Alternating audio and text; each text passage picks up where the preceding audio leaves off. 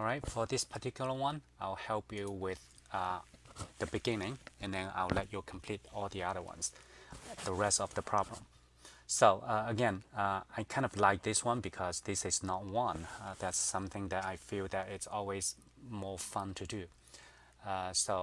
Because it's not one, I want to make it one. One is what I like, right? Of course, when I say I like this type of problem, it's just because it adds another layer.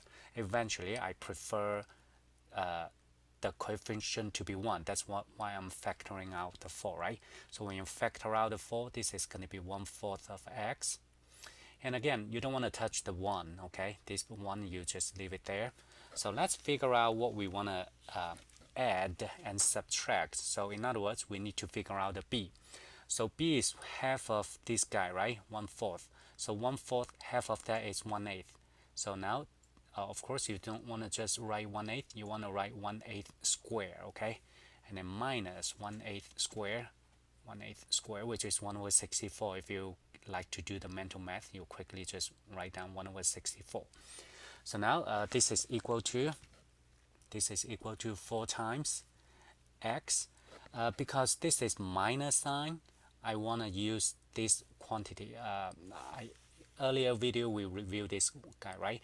If you have a squared minus 2ab plus b squared, this is going to be equal to a minus b squared. And why this is true, my suggestion is you can FOIL this out, and then you will know why this is true.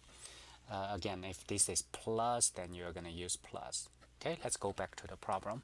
So because this is minus, I know it's going to be minus. My b is 1/8, and then so what I'm getting here is from this particular group is coming from these 3 terms, right? It's a perfect square.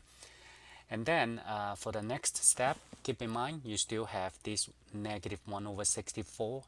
There's a 4 up front, so I'm breaking the parentheses. So it'll be minus 4 times 1/64, and at the end you have plus 1, right?